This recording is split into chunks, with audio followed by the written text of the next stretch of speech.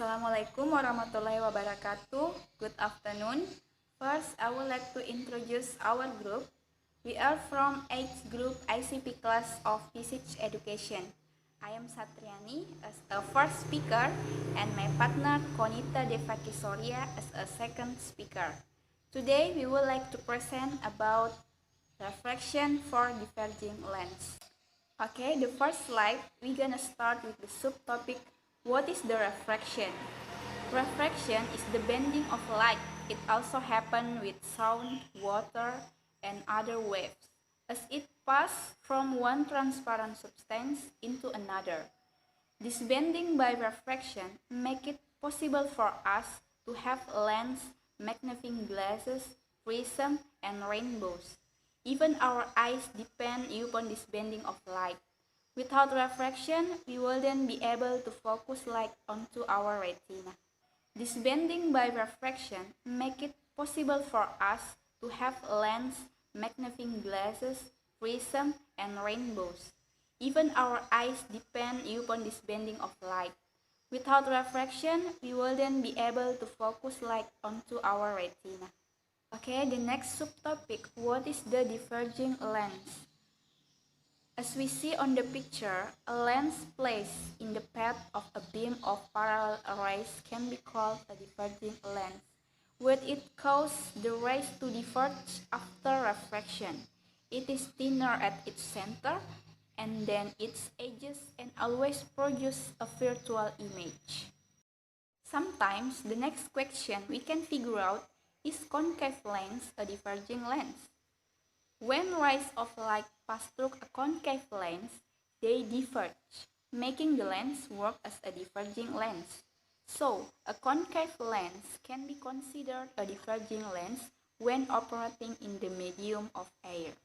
Okay, the next subtopic, what is the principle of refraction for diverging lens? Now, let's investigate the refraction of light by double concave lens. Suppose that several rays of light approach the lens as we see on the picture, and suppose that these rays of light are traveling parallel to the principal axis. Upon reaching the front face of the lens, each ray of light will refract towards the normal to the surface.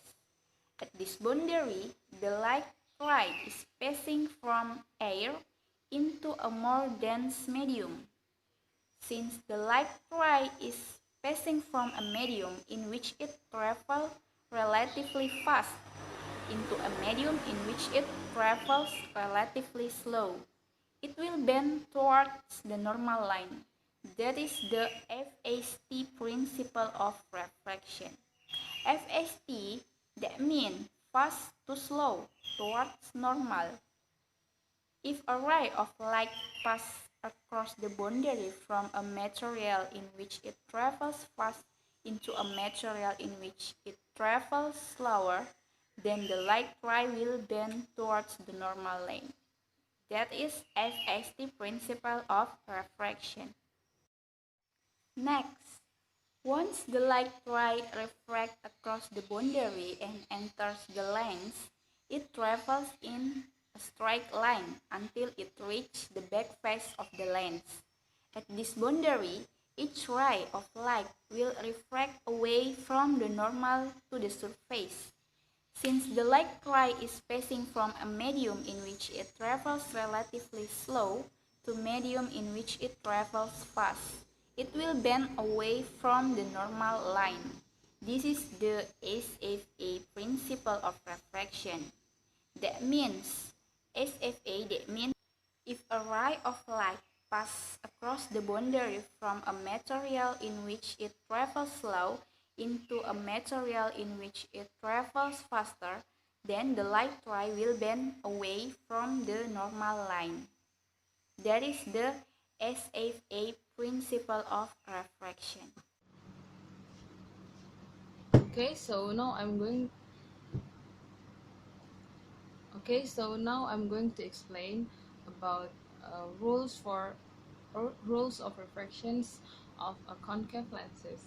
There are actually 3 rules that we need to know in order to be able to know or locate the image from a concave lenses. So I'm going to move on to the first rule. So the first rule says that when an incident light ray travels through an optical center, it will continue to move in the same directions. So the first thing that we need to know here is that when an incident ray, or we're just going to draw a straight line that is going to the optical center, it will create a straight line because the refracted ray is also move in the same direction. So what is the second rule? Okay, so the second rule is that if we have an incident light ray which traveling parallel to the principal axis, it will be refracted as if it had come from its focal point. So what are the rule for number three, the third rule? The third rule says that when any incident ray traveling towards the focal point, it will be refracted parallel to the principal axis.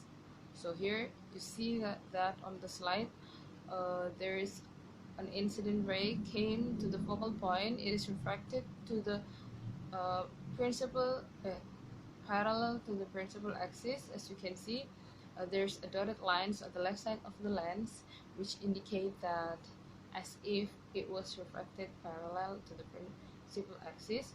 So on the right side of the lens, each is the refracted ray. How do we form the image of from these three ray diagram according to the rules of refraction in concave lenses?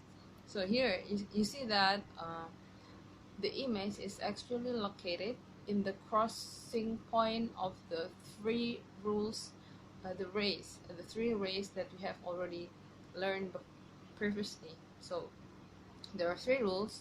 The first line is created from the incident ray that came to the focal point, and then the second ray is a ray that created from a ray uh, which coming parallel to the principal axis, and the third ray is the ray that came uh, an incident ray that came to the focal point. So from those three rays, we can actually create the image by finding the crossing point of those three rays, and we see that from this image, it create a smaller image. So we can say that the characteristic of the image of a concave lens is that it is minified or smaller than the object. And of course, it is virtual. Why virtual? Because we all, according to the rules in concave lenses, uh, an image that is located in the same location with the object, it is considered as virtual. Here we see that the image is also on the left side of the lens, so we can say that the image is virtual. And also, another characteristic of the image is that it is upright. Okay, so there are actually three main characteristics of image that is created from in the concave lenses. It is always virtual, upright, and also minified.